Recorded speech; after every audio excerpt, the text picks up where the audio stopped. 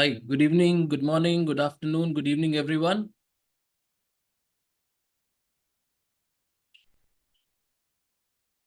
Good evening to everyone for joining us another PMI UAE chapter webinar. So it's 7 p.m. and we have people joining from different parts. Now we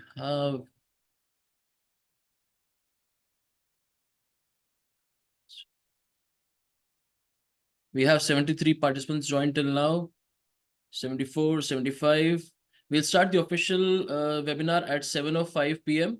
when we have more of the participants because joining us. Till the time, you can introduce yourself in the chat box along with your LinkedIn IDs, so you have a time to do networking and connect yourself with the other participants. We have people joining from Dubai. Welcome, everyone. So mostly we have people from Dubai, Abu Dhabi.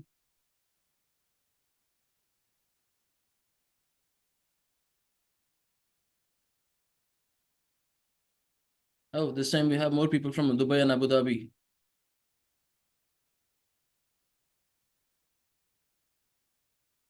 From Sharjah, Abu Dhabi. Oh, we have people from Mumbai also. Nilesh, hi Nilesh. Alain.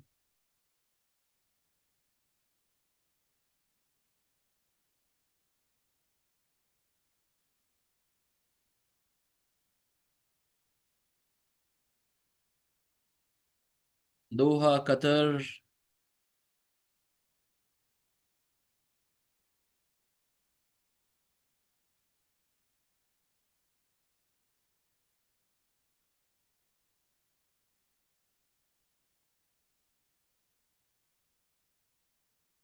So we have 96, 97 people joined till now, 98, 99, 100.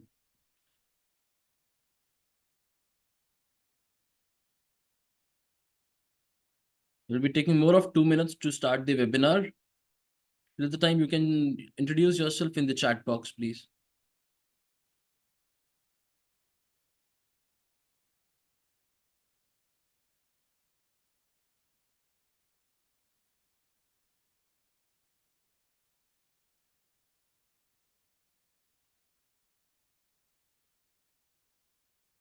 So mostly we have people from Dubai, Qatar, Alain, Abu Dhabi, Ajman, Sharjah, Mumbai.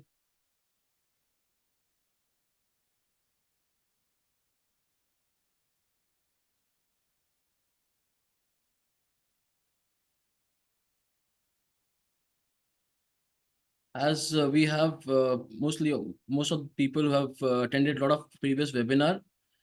So this will be a session for 1 hour where we have a session plus we have question and answers. So keep posting your questions on the Q&A section.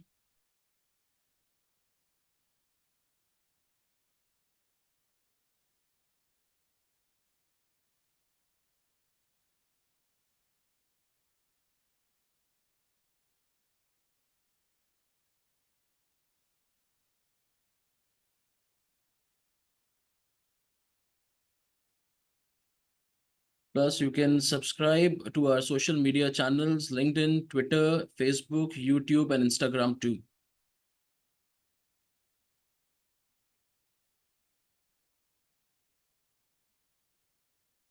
So we have a very nice figure, 111 attendees till now. So we're going to start the session now. A very warm welcome to every one of you.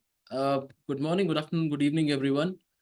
And you are welcome to another PMI UA chapter webinar. We are thrilled to welcome you all to the PMI UA webinar, and we will be diving in the topic project management growth by mastering business acumen skills.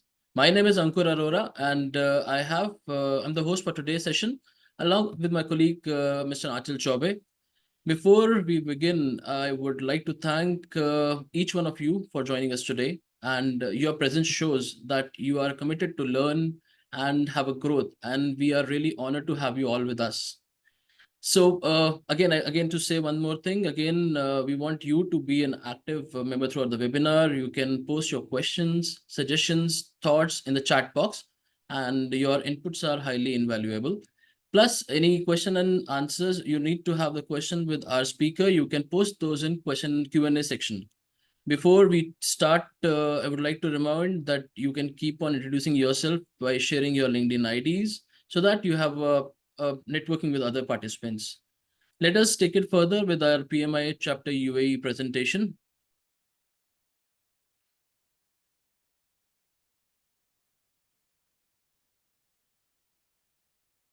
Uh,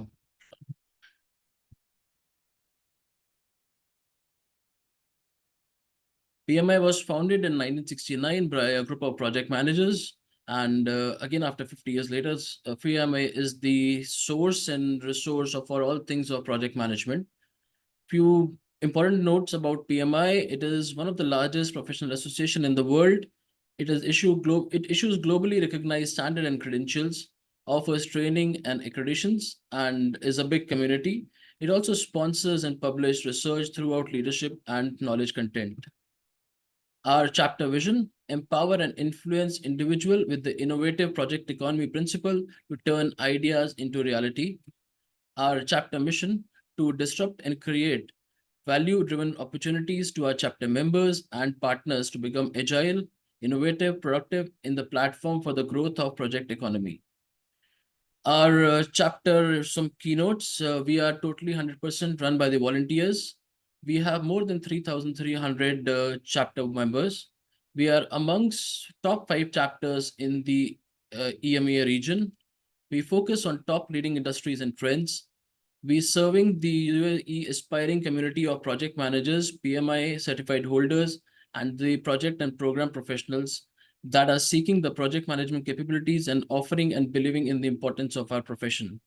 We are totally dependent on you to make our chapter activity as interactive, as inviting as possible. Our board of directors is led by Mr. Adil Sultan, who is our president, and supported by other directors, director of governance, director of media and marketing, director of community engagement, director of events and professional development, director of finance, and director of membership and certification. Some few membership benefits: you get access to PMI library and standard PMBOK. You get a certification discount up to 30%. You have access to PMI standards, PMI pick and career navigators. You have a community access projectmanagement.com. We have special events for the members only, tools and templates, publication reports access. We have 4 pillars: networking, learning and knowledge sharing, career growth, and events. These webinars are a part of events which you are accessing. We have our new added advancement. We have member corner, we have member spotlight, and beyond basics. You can also join us on social network: LinkedIn, Facebook, Instagram, Twitter, and YouTube.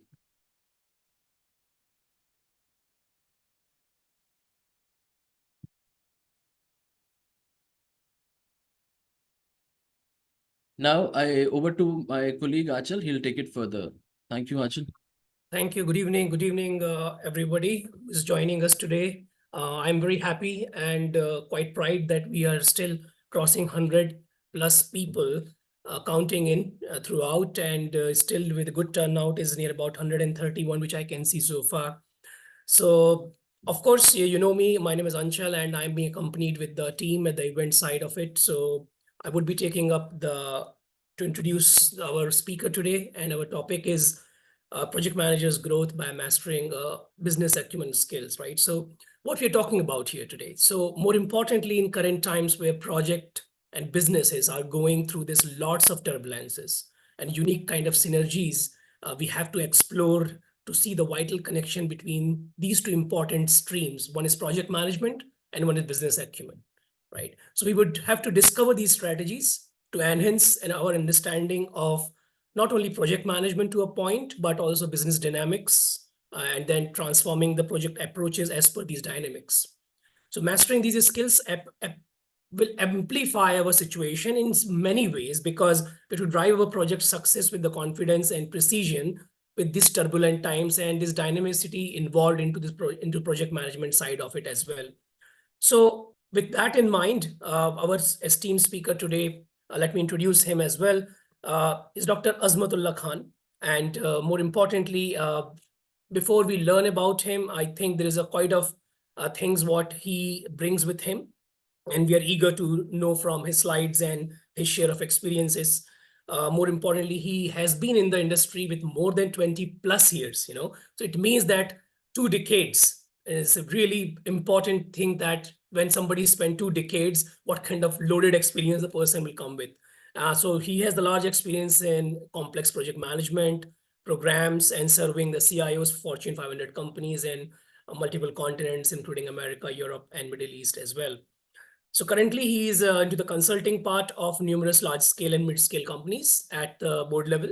And he has earned a recognition over 60 international awards with him, including the NASSCOM President Award. Dr. Azmat is passionate mentor for project managers and program directors and CXOs. And he has a proven track record in training, coaching, and mentoring. He helps candidates to really crack the certification exams for PMPs, PGMPs, and DAC, etc., in less than 3 weeks. That's really good one. So I think that's really speaks about Dr. Azmat himself. And I would not do more delay and with ado. So Dr. Azmat, we are eager to hear you out and then welcome. And then we are giving you this opportunity to interact with all our esteemed members in UAE, with all of us together, learning in your journey. Thank you. Thank you so much, Anchal and Ankur, for a lovely introduction. And I'm really excited as everyone out here. I'm sure many of you would have also come across these scenarios where there's a lot of talk between how projects are directly linked with the business as such. So let me share my presentation, and you can let me know if you're able to see my screen. Yes, we can. You can make it full one. We can. Thank you. Yeah, this is going to be very, very interesting, and you'll be you'll have to don this role, of a CEO. Everyone, every project manager, every program manager, every director, every VP in a company should think like a CEO, and that's very, very important. And you can see this Steve Jobs, right? So he was the one who architected Apple, and he was the one who was one of the founders. He was thrown out of Apple. He came back into Apple because that's what is required, right? We need that sturdiness, that thought process like Steve Jobs. And project managers' growth by mastering business skills would happen only when you start thinking like a CEO and acting like a CEO, right? So now, what do I mean by thinking like CEO or acting like a CEO? This is where you need to be in the shoes of the CEO. You need to feel the shoes of the CEO when you're designing your systems, right? Let me share my experience as well. When my global CEO, almost like about 15 years back, he was in terrible shape in making decisions because a lot of entities were spread across in different parts of the world. He's sitting in Germany, and he's expecting different entities will give the reports on time so that he can get the consolidated view to make certain decisions, and that was a big pain. So he rolled out an initiative called data and process harmonization across the globe. And that's where I felt that every project manager should feel the pulse of various stakeholders, whether it's customer or vendor or CEO or the management or even the team, right?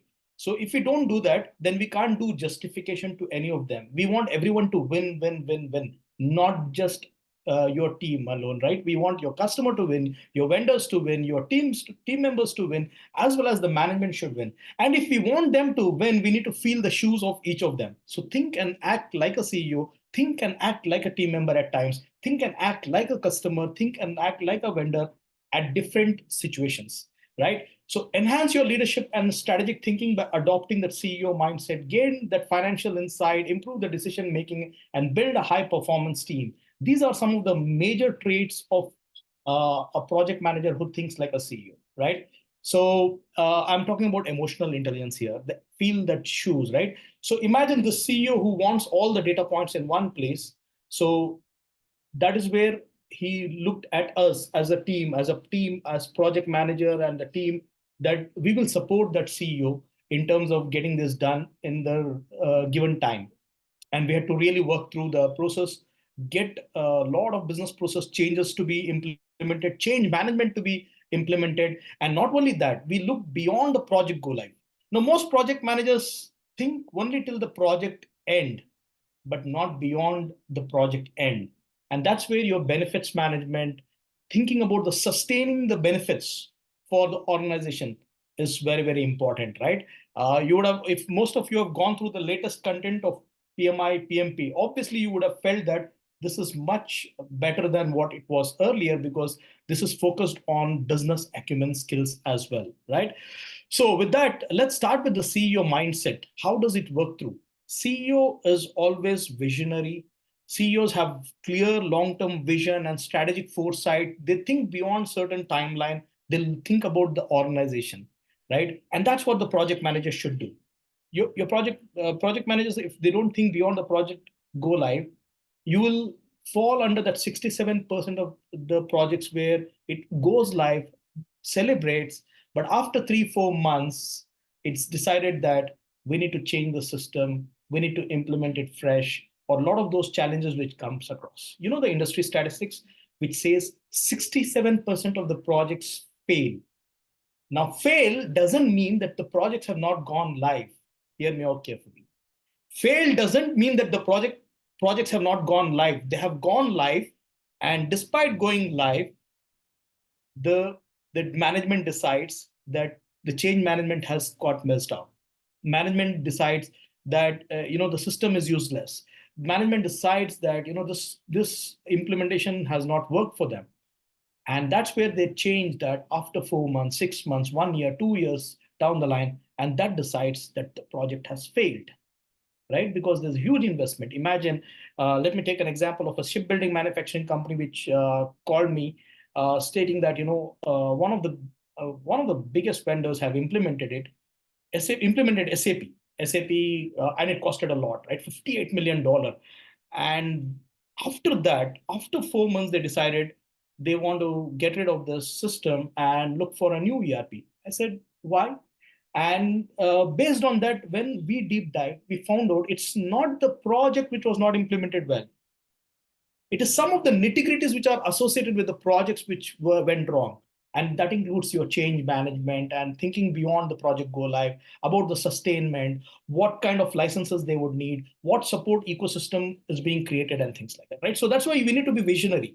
Visionary, strong leadership, demonstrate resilience, adaptability, and effective communication. We need to tailor based on context. We can't have one size fit all. It's not like COVID medicine where you follow this, and it works, right? Even in COVID, you see lot of experiments were done. So you need to do some experiments and change and tweak your approach during your execution as well. So there is a lot of strong leadership involvement there. Plus, the finance acumen has to be there. What is the profit I am making with this project? So much of investment is being made. What is the return on investment my project is making?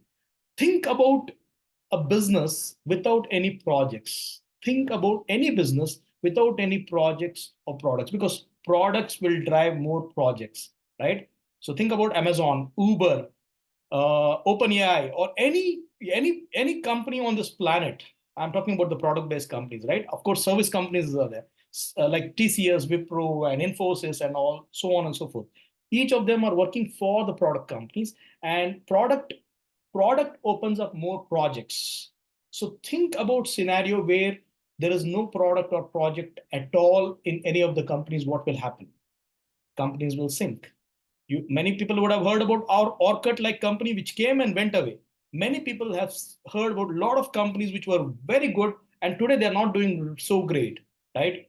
Think about opportunities lost by some of the companies, right? Because they didn't think about the financial acumen piece. They didn't think about the value creation continuously, and so on and so forth, right? So the most important function, even more important than sales function, is your project function, project delivery, PMO, value delivery office, program management layer. So that is what is very, very important for any organization for that matter. So we need to have that strategic thinking in place, which is natural today. Every leader, every project manager needs to look at how my project is aligning with the business goals.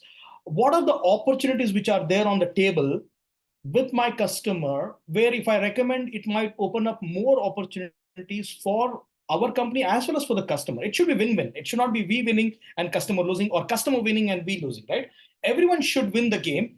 And if we have to find those opportunities, we need to work like partners and not like just service providers. We should not be working just like an employee, but create a culture where everyone works like a partner in the company. That entrepreneurship skills are very much required. So adopting that mindset is also extremely important for every single project manager and their teams, right? So we need to be familiar with all the financial statements, understand the return on investment, the net present value, right? Net present value is very simple. As you know that net present value is directly proportional to the net cash flow, what comes in and what goes out, and also the factor, macroeconomic factor which we take. That is nothing but the net present value. And EBITDA, you know that, right? EBITDA indicates how well the company is managing its day-to-day operations, including its core expenses such as the cost of goods sold. EBITDA, or earnings before interest, taxes, depreciation, and amortization. That is a expansion of EBITDA, right? So we need to be familiar. We need to look at those aspects on a regular basis. We need to look at benefits realization register, see how we can create benefits and sustain those benefits. And not only that, we also look at the financial frameworks, look at when the fundings can be released, at what conditions. So are we meeting those conditions or not? That is very, very important, right? So look at those, and this is game changing. This looks simple, and you know about this, you know about the power interest grid. But I'll tell you the secret of my success rate. I'm known as a crisis man, where whenever there is a problem, I get in and I lay my hands and try to see that that problem is solved, right? So a crisis man. So whenever I start any project or any initiative at any level, I start my week with stakeholder analysis. I gather the teams, I brainstorm with them and understand that power interest grid is set up like this. And look at the high power, high interest folks, high power, low interest folks. Now, this is most important, especially at the project manager level, right? This is game changing. And if it can be, if you ignore this, there is a problem. Let me share an instance. One of my CFO, he was so much supportive, and he was the main sponsor into that global program for India and Middle East during those days, right? But this person lost the interest in the project, and he said, "Let's call off this project. So much of investment was made. Let's call off this project." And when I asked him what really happened, he said, "You know what? My finance director and a couple of key team members who have been there in the company for almost 2 decades have put their paper, and now I'm stuck. I'm not at all motivated anymore in this project." So that's why, guys, you know what? After that, I sat with those individuals, understood their problem, like what exactly was haunting them. You know what was really haunting? It was very simple and silly reason. They felt that they were sending their reports to the global CEO every now and then, and there was an importance given to this particular department. And with this automation, they are going to lose that importance, and that is what they did not want it. And I felt so bad about that thought process, because with artificial intelligence or any automation, there is good things as well if we can leverage them well, right? So I explained them the benefits, what is in it for them with this automation. They will be getting into better roles, strategic roles, and some opportunities was there. Like, for example, since I was working with the global CEO, I knew what was in store for the Asia Pacific, especially India region as well. So there, the manufacturing plant setup was being planned. Since we had this Make in India initiative, so this manufacturing plant setup was a boon. But that was under a condition that we do this project effectively well. So CEO has given a clear KPI that once this project is done, we will be given a go ahead to invest further in setting up a huge manufacturing plant in India, and that would open up so many opportunities for these folks. And that was shared with their team, and they were like so much excited about it. believe it or not, the one who were detractors became the change champions. They started showing a lot of interest. And because of that, my CFO got interest back.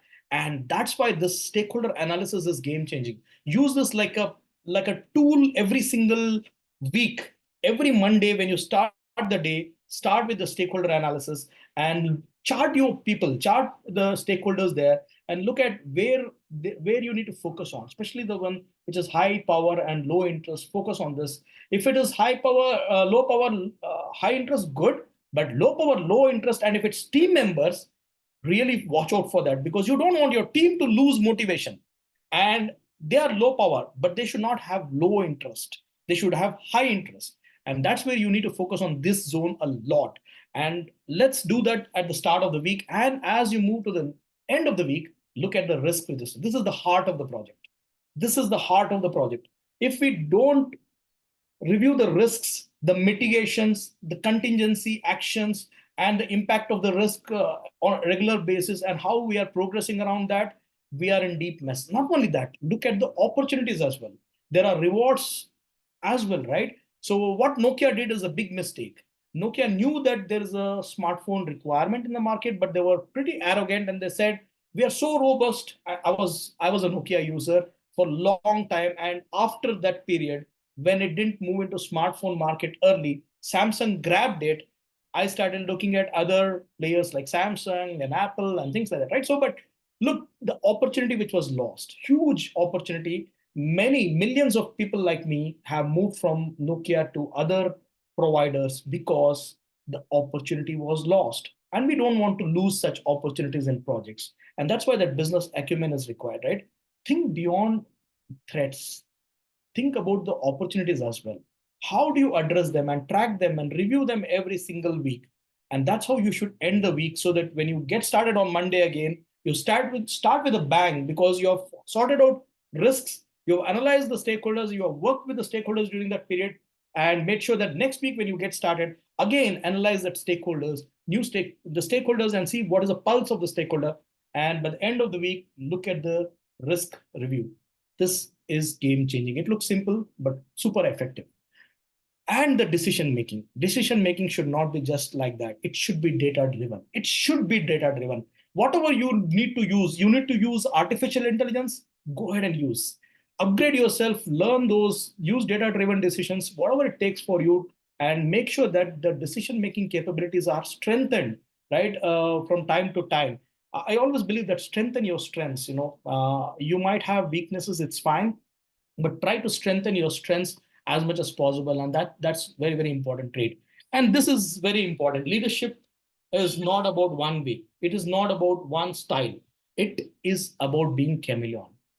It is about being chameleon, right? We can't be we need to move along the situation and adapt to that situation. If it has to be transformational, we have to go through full-fledged, do the change management, inspire, motivate, build those leaders, whatever it takes to do orchestrating across the organization, we need to do it. If it has to be transactional in terms of being autocratic, like penalize someone for doing mistakes, we have to do it. If you have to reward, we have to reward it. So those are transactional type, right? So we need to be transformational, we need to be transactional, we need to be a servant leader, we need to remove the blockers. Servant leadership is all about removing the blockers, right? And it is at every level, not just at Scrum Master level. Believe it or not, I have advised the CEOs to become servant leaders at times and see how you can help and create that ecosystem of removing the blockers from the top down, right? That is very, very powerful. So don't relate servant leadership as just related to Scrum Master. It is beyond that. It is for everyone, right? Don't relate the transactional leadership only for a certain hierarchy. Think about it. If something is not going in the right direction, non-ethical, fire whatever you need to do. You need to warn, fire whatever you have to do. You have to do. If you think a lot of good work is being done, then the rewards and recognitions are very, very important. We know that, right? And transformational is the most important thing, where you transform the entire organization. You orchestrate and make sure that every single department is helping you out, and they are like change champions and working together with you. It should be like a partnership. It should not be like forced approach at all. And that's why leadership and influence is a very, very important role for every project manager who should grow up in their ladder, right? And if you follow these traits, there is for sure there is the growth is definitely assured because it's directly linked with this, right? Now, communication, we know that communication is the real work of the leadership. Harvard Dean has always said that, right? Communication is the real work of the leadership. We need to be clear and concise, and it makes or breaks the project for sure. If we are effectively communicating well across the layers, like I remember a case where I have done town hall meetings for 2,500 plus people as a kickoff meeting. People think, why we need to do kickoff meeting to everyone? Hear me out. If it's a ERP implementation, which is going to be impacted across the organization, multiple stakeholders will get impacted. Open it out to the entire organization and announce it that this is what we are doing and this is the benefit to the business. Our project is creating so much of benefit to the business. It is helping in growing the revenue or controlling the cost. Hear me out. Every project will either help any company to grow the revenue or to control the cost. Nothing else. Think about it. Nothing else. Either to grow the revenue or control the cost. And that is the reason we are doing it. And if we can communicate that well, we announce it to the entire organization. If it is multiple countries, involve them in a town hall, they would definitely benefit. They will participate. They will support you through the journey. And that's the first form of communication. And then you involve them through the change volunteers, change management process. And you can also be innovative like me, where I used to partner with the IT departments and used to leverage them very well, set up the screensavers on the systems, and where the updates used to go through every day. Like, this is the business process change done by our team, and that is the impact which is expected in their business. So there is a slow dosage. People can't assume, can't digest that sudden change. They want the slow dosage, right? It's a slow dosage which is given that this is the change which is coming in. Imagine if I have to change 80% of the business processes through the ERP implementation, then if you don't do these dosages, the end users would not be able to digest it fast. And also, they would have to support you through this journey. And that's why you need to do that through the transparent approach. Be transparent, be communicative clearly, because avoid that distortion. That noise would always be there. And make sure that we are fully communicating and continuous learning. This culture has to be there. It's not just the learning culture. We need to invest in ourselves in terms of growing. It is about two things. One is the bookish knowledge, which is explicit knowledge, which is available, right? We have the frameworks, tools, methodologies for your team members as well. If they have to learn the Python coding, or if they need to know how to do proper interior designing, or build a house or whatever it is, right? They need to learn the best practices of it. And that is theoretical, right? Because it is all best practices which is coming in. And also from the experiences, right? You need to have tacit knowledge, learn from different experiences, bring that mentor-mentee culture in the companies. Within your team, look at how you can identify mentor-mentees.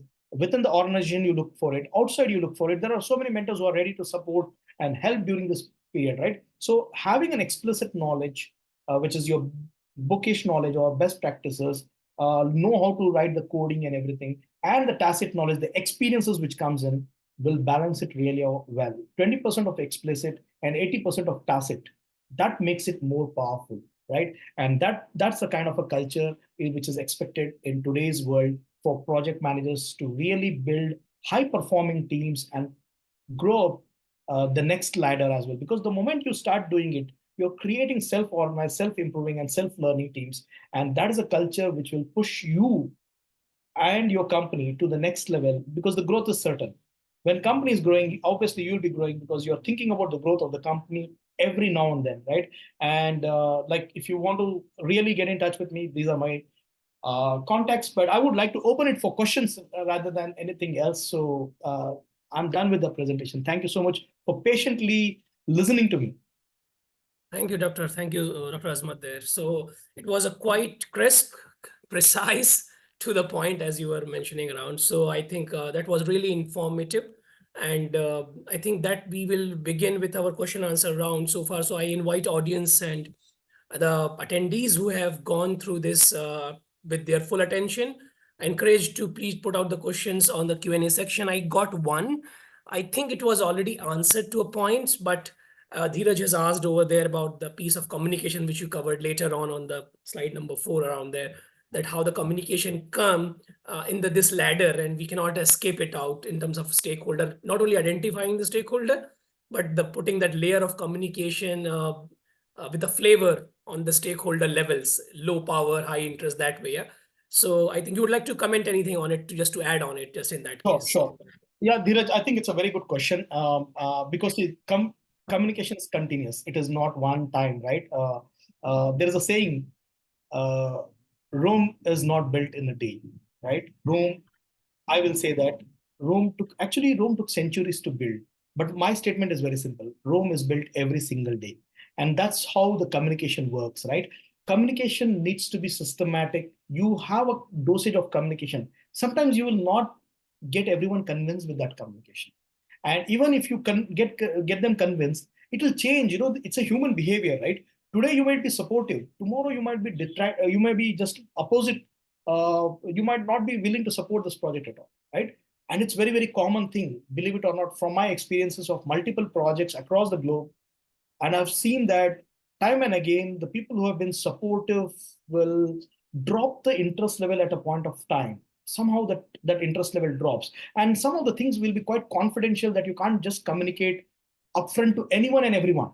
Until unless you see the moment and you look at the moment and you have to work with that group or individuals, you will have to focus on them and start working with them to help them understand it, right? So that's why human being is required, right? Artificial intelligence can't do everything for you. It will give you an indicator, but you still need to do your own work, right? Now there are robotic surgeons available. Still we need real surgeons, right? So exactly like that. So hope that Yeah. answered your query, Dheeraj. Aptly you answered out there. So something coming as a very interesting question, Dr. Azmat, is that I will take this one first. Arshad Sayed is telling that how to go about in a company where there is no entrepreneurship required. Ah, Just do your job and that's it. So okay. I think, what's your thought around that? Means Okay, of very good question. I think that's a mindset basically. It's not true because since I work with the most of the CEOs, right, they would love to see people's involvement beyond their roles and people's involvement and thought process to save the business and to grow the business. Why do you think recessions are happening? Why do you think we are talking about technical recession, that recession, this recession? Why do you think the projects are being failing, right? So it's a loss. Who's which CEO would? I'm a CEO. I would not like to bear a loss in my company. I would want ownership in my company, right? Obviously, it's own. No one would want that way. It is just that mindset.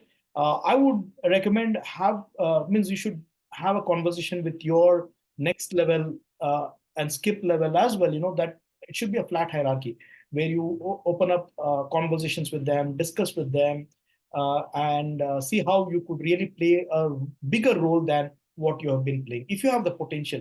And I'm sure because human being has the best potential possible, right? So we need to definitely means there is a concept called swap. I didn't cover it in the slides. Swap, you know that, right? Strengths, weaknesses, aspirations, and preferences.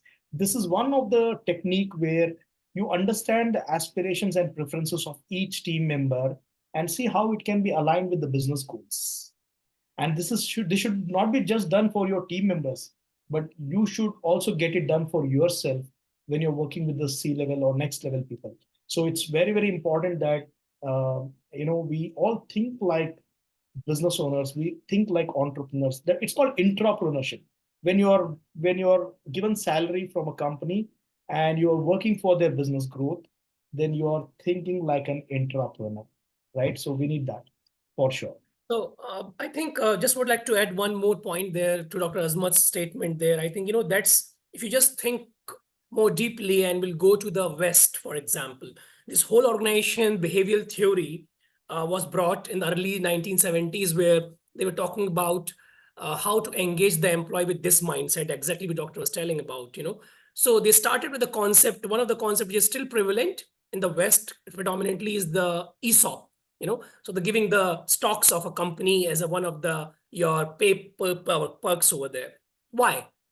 Okay, so if you go back to the history about this concept, it was around connected to this aspect which Dr. Azmat was mentioning. People need to think for the company. People need to work for the company, and people need to engage for the company. And that will only become when what's in for me scenario will occur. So if you have a stock owner of a company, automatically this tendency start coming. If company will grow, I will get benefit, So that's another intrinsic aspect of giving that benefit. But yeah, just thought of sharing that as a to the background to that. Thank you, doctor. Very interesting. One panel has asked the question, how to change the mentality of CEO if a conflict occurs? Right. So, see, mentality cannot be changed, but systems can be brought in to do that. Okay. So, what we should do is we need to create an ecosystem where we help. You know what? When we started this agile blocker removal as part of the agile programs and projects, it started influencing the entire organization, because if someone in somewhere is removing the blocker and helping the team, the culture is okay, we all should remove the blockers and help our teams. And everyone started doing it, so it spreads like magic. So one person cannot change a CEO. There are a lot of CEOs who are pretty adamant, right? Who will say, just follow my rules. I'm the CEO. Just listen to me, otherwise you'll be fired, right? You can't change that. It's not easy to change that. That requires some kind of a culture creation within the company where you're all working towards creating a system which is going to solve, like how that agile blocker removal process comes in. Then there is a team charter like concept which is there in every project, right? You can do it in, it's like the bottom up approach, it's not the top down approach. You need to look at team charter where team sets the ground rules for the project, right? That's what you have learned. So start doing it. If you have learned it, start doing it. Set the ground rules. Make sure that the team is setting the ground rules. Whenever there is a change in the team members, whenever there's a addition or deletion of the team member, they set the ground rules and start working on them. That's a culture change. Now, when we do this, everyone is starting to do that. When everyone is starting to do, there's a conflict resolution which is being, you're solving the conflicts within each of ourselves. Now, same thing would be done by the board members. So think about, there is a board of directors, including CEO. Now they set up the ground rules for themselves on resolving the conflicts proactively, right? So that is the kind of a culture change I'm talking about, and it comes from bottom up. One person cannot change the CEO mindset. It has to be collective effort. When everyone joins hand, right, then no one can break it. It becomes a really powerful approach. And let's do professionally, systematically, using the system and creating that environment in the company. So that's how we can do that. Very nice question. Thank you. Yeah, I think it was a wonderful question. And I think that's the concept about reinforcement here. The collective reinforcement is the key there to attack that particular challenge there. So I would like to take a question from one of my friend, Mohammad Ala. He is mentioning about something that which I would like to read it out. Give me a second. His question is around that how to take an initiative in an organization which doesn't learn from its weak points. So that's a good question again. So how do you take an initiative of an organization who doesn't learn from their weak points, right? This is where you need to now I would like to know, is it within the team, or is it like at the CXO level, or where exactly it is happening? But I make an assumption that it's for everyone, right? So the best way of doing it is involving external consultants and auditors and things like that. Because see, when it is not shaken, right, people will not learn from it. And we'll have to somehow get better at ourselves. Like when we say, if you're executing a project, don't feel shy in bringing your peer project managers to come and audit your project, right? So that they can give you some guidance. It's like the 4I principle, right? One person cannot decide. We need to have multiple people reviewing it and giving that guidance. And someone knows that there is a weakness and doesn't want to work on that weakness. If you bring more people around that, like external or consultants or auditors and other people who can talk about it, even the customer or other partners who can talk about it just to help you improve, then definitely the focus would go on that, right? So whether it's at the management level or at the team level, and if something is to be sorted out like this, try to do something innovative like this, where you bring external thought process and 4I principles in place to get this sorted out. Hope this answered your query. Thank you, sir. Thank you. Next one on the line with we have Mr. Humaid is asking, do you use any AI tools? Of course, this is one of the very common question which comes in most of the presentations now. Yeah. Have you used any AI tools in your recent endeavors? I do a lot. I do a lot. I use ChatGPT a lot. I'm a crazy. I use PMI Infinity to the best possible extent. I love AI tools. By the way, I'm still upgrading. I'm still learning a lot on AI. But I'm a big fan of ChatGPT for sure. Like I use ChatGPT 4. Like that means that I'm serious about it. So how So did I'm it, which aspect of AI has been most beneficial to content generation or more than that? Yeah, it's more than that. It's really more than that. It's the way you see. It's a tool. If you don't know how to use it effectively, it might just look like an ordinary tool. So it's beyond the content generation itself. It's about the thought process. It's about fine tuning a lot of things. I create templates using that. In fact, I'm creating a lot of GPTs going forward to help my students further.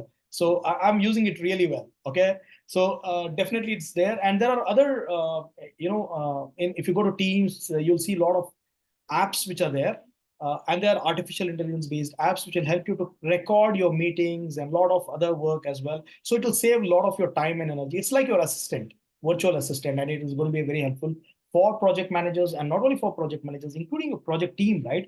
For AI Copilot is there, which is going to help you in the development piece. You can do a lot of development yourself, or you can guide your team based on some of the best practices which shows up in the artificial intelligence as well.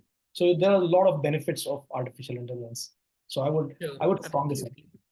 Yeah, thank you so much. I think that speaks about it itself because artificial intelligence is just like, for example, an internet. So Mhm. how you've been using internet in different ways. You started with email, you started with checking with browsing, but you started leveraging internet to different dimensions.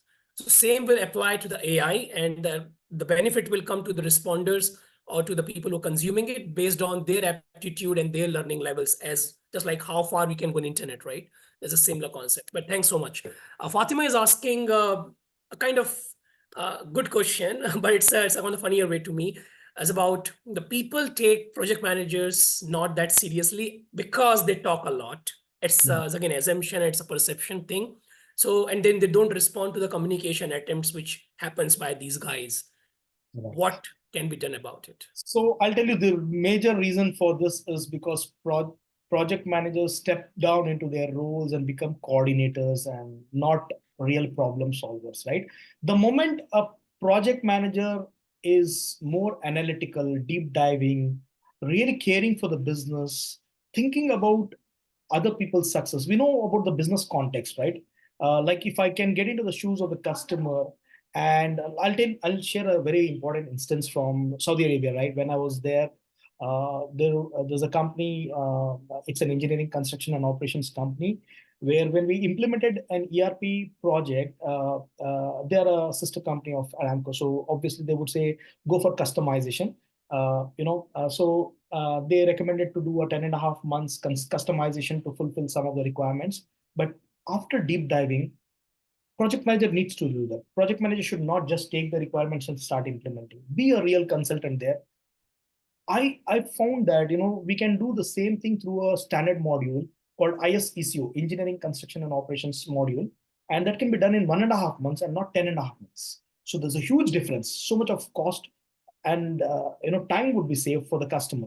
Now my management was little angry on me, like the COO. He said, "What the hell did you do? Right? Why are you even recommending shorter time scale and everything?" But I said I assured my COO, saying that, "Hey, don't worry. I will make sure that you'll get 10 times of this business, but I want to really get this solution to the customer, which is going to help them ease their business." Right. So it was a real caring effort, right? Now, it is not just about customer or management. I also looked at my team. So there was a person in Germany, Garnet Weiss, who was expert in this area. And my team members are not expert in that new area, right? They are good in other areas, they're experienced. Now, I picked up those 5 members and said that, hey, if I get an expert consultant helping you out, train you on this, and you will be configuring, she will be reviewing it back end, and making sure that this is perfectly configured. Now they agreed to it. So team members were really happy about it, right? So what am I thinking? Win, win, win for everyone. The moment a project manager does this and stays away from just taking the requirements and delivering it, no, that's not the intent. It is about open your hats and think of how you can really solve the problem. After that, believe it or not, it was not 10 times. I got multiple references from various businesses to to start implementing a lot of these things. And these people were experts now, and we didn't have to depend on external consultant. I had to deploy them to multiple places to do similar projects. So that's the power of being consultative as a project manager, being a problem solver, deep diving, coming out with solutions rather than just taking the requirement, coordinating and doing it. No, that's where the project managers lose that respect. And that's a very, very good question. In fact, I didn't find it funny. I found it a real valid question. Thank you so much for asking this. Absolutely. That's where we bring the power of the audience and attendees to us, right? So thank you so much. We have one other one, so which is being asked by Salamat, how to approach convey to CEO level while they are not that much with latest technology. Okay, so it's about like the people are not tech savvy, and especially the CEO level and guys, and then how to really approach and convey your communication or thoughtfulness, whatever. When how you do that because they are not tech savvy around. Okay, that's fine. That's perfectly fine because we're not expecting everyone all the five fingers to be same, right? Your CEO might not be tech savvy. That's fine, but you will have CIO or a CTO. Use that option very well. See, we need to also talk in the layman terms when we are talking some solutioning or anything which we want to do, right? Talk in the layman terms. Leverage the other C-level people, like it can be CIO or COO who can talk in those lines, or now there's a concept of video, right? The new form of PMO where who will be advising the CEO on which projects to pick up for which year. Less than 1% of the companies worldwide have implemented this, but I'm consulting many people to go for a value delivery office, value stream mapping, and things like that. So there we talk in the layman terms and help the C-level people, especially the CEO, understand it so that the confidence level will be there and they can take it as an initiative. Again, the consultative approach plays a role here rather than just being using the jargons just once because we are technically sound, we should not be using that in front of the CEO, not necessary, right? So that's a very important trait, and that should be mastered. Sure. Now, two questions I will take up, Doctor, with you, which is connected with stakeholders management again. Let's try to wrap them up into one. Number one is how to handle a negative stakeholder, which is again higher director level and up, and who has the both power and influence high. That is first. Second one, how do we manage stakeholders who is hesitant and low interest on the projects? Okay, first one, can you repeat again once more? First one is how to handle negative stakeholders who are in the high power and high influence. Got it. And second one, how to manage and communicate and manage the stakeholder who is hesitant and has low interest in the project. Got it. Both are interlinked somehow or the other, right? So Yes. again, the factor here is what is in it for them, right? If why will there be negative stakeholder? What could be the possible reason? Like in my scenario itself, right? That CFO was a positive stakeholder and he turned out to be a negative stakeholder. Now we need to understand the reasoning behind it.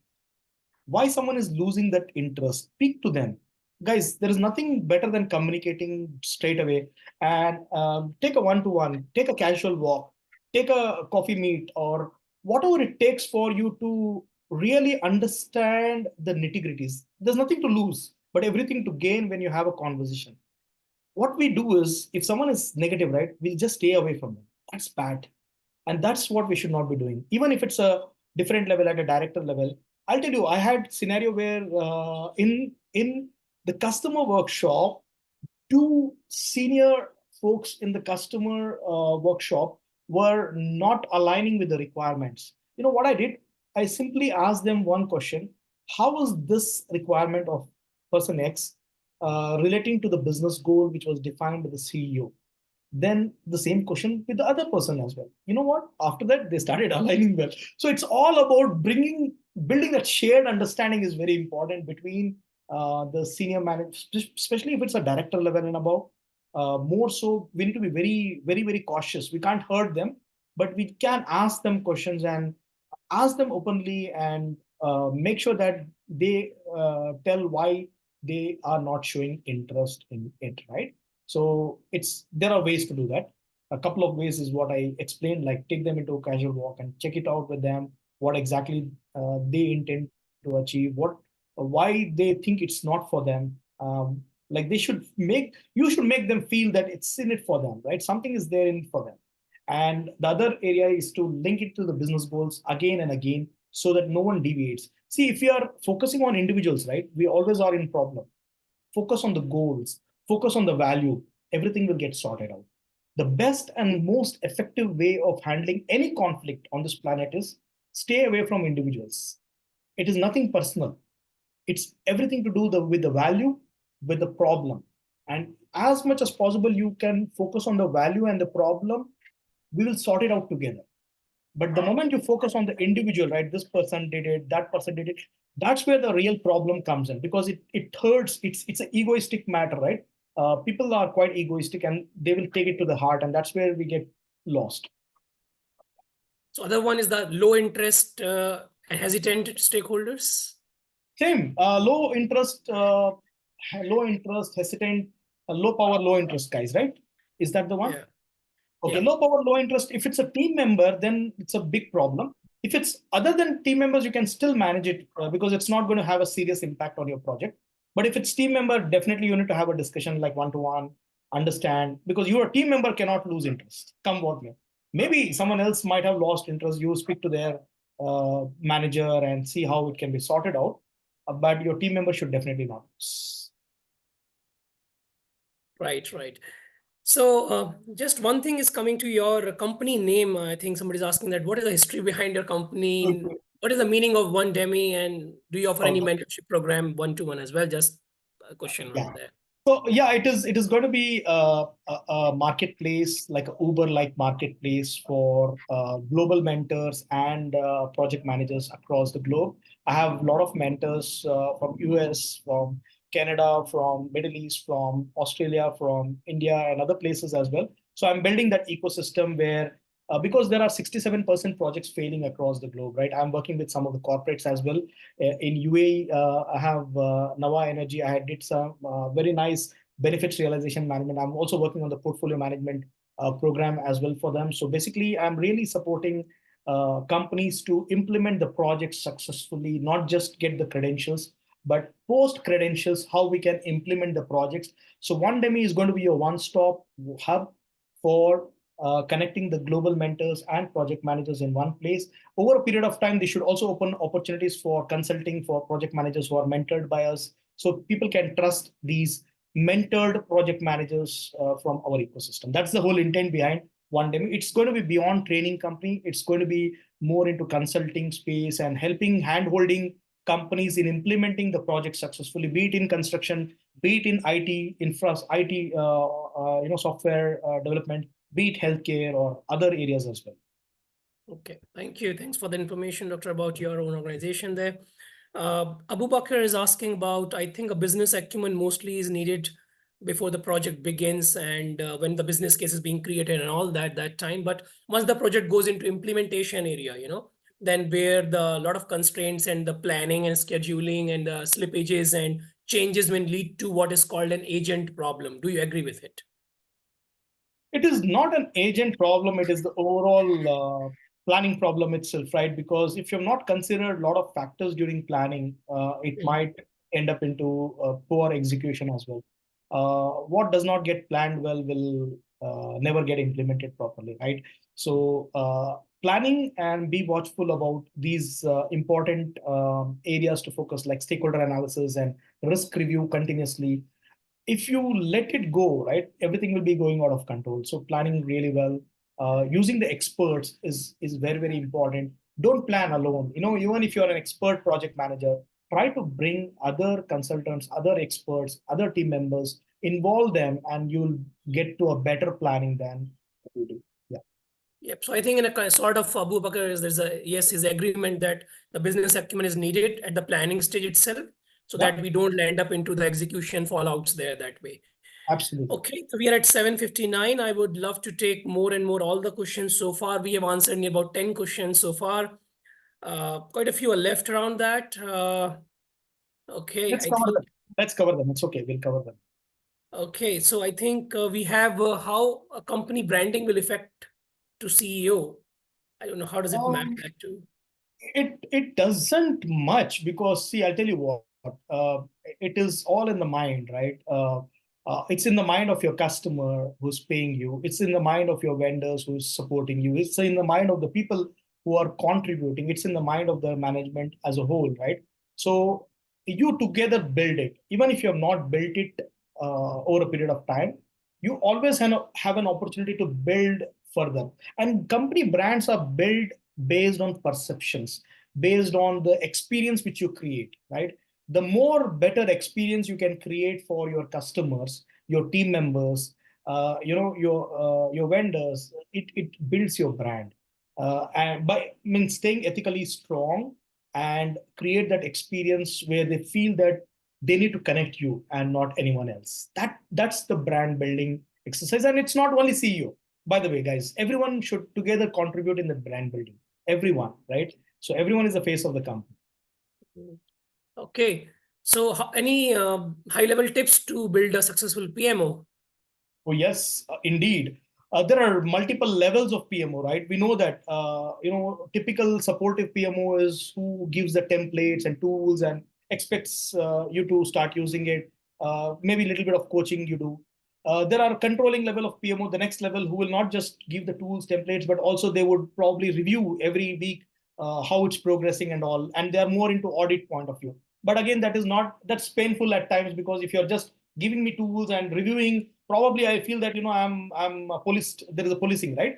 Rather, there is a next level which is directive, where you give shared resources, you help them out, and you try to mentor and everything. And the more mature PMO would be like the value delivery office. It's also called as agile center of excellence or value delivery office. Now they are the ones really caring for everyone in the organization. They are the ones who are helping the CEO make right decisions for the start of the year, right? Which projects should be picked up and things like that. They are the ones who are mentoring the sponsors, mentoring the product owners, creating that ecosystem of helping, taking that ownership. That ownership is missing in the first two stages of PMO. But as the PMO steps up and starts taking ownership, this is most vital for every organization. PMO is it's a game changing role if it is done well, and that is missing in many organizations, right? And less than 1% of the organizations worldwide are having video concept implemented properly. Video is value delivery office. In some places, they are also calling it as value realization office, right? So it's very few, because the lack of value stream consultants are there, right? PMI had this discipline agile value stream consultant certification. It's still there, and less than 125 leaders are there worldwide, right? Why? Because people are not aware of it, and there is very nice way of setting up a value stream ecosystem through that, and that's what we should start mastering. There are a lot of programs around PMI as well, which is very useful for really setting it up. PMI acquired PMOGA as well, you know that, right? Yes, So yes. a lot of focus around that area, and PMO is a very important area for sure. Right. So I think I will just pick up a last question here because of the shortage of the time here now. But yeah, you have shared your email address and those coordinates so that people can get in touch with you if their answer is not being taken up. But the smallest one I can think of is from Venkat, is that how to handle the aggressive team members, especially because they are creating the dependency of their expertise. So we cannot get them out, of course, but how to handle such situation in as a kind of in the project, more importantly. See, never, pass on any negative feedbacks in the public. Rather do it in private, but do it fully in private. Okay, be in full form. Okay, be very clear, be open, transparent, and so no one is an expert. We believe in the concept in today's world, right? We believe in concept of cross-skilling other team members. So the best way is to make sure that every team member is cross-skilled. And when you take this negative stakeholder, have one-to-one conversation, uh, you know, give that real feedback on a regular basis to see how you can improvise that person, right? it is because you care for that person. It is not because you want to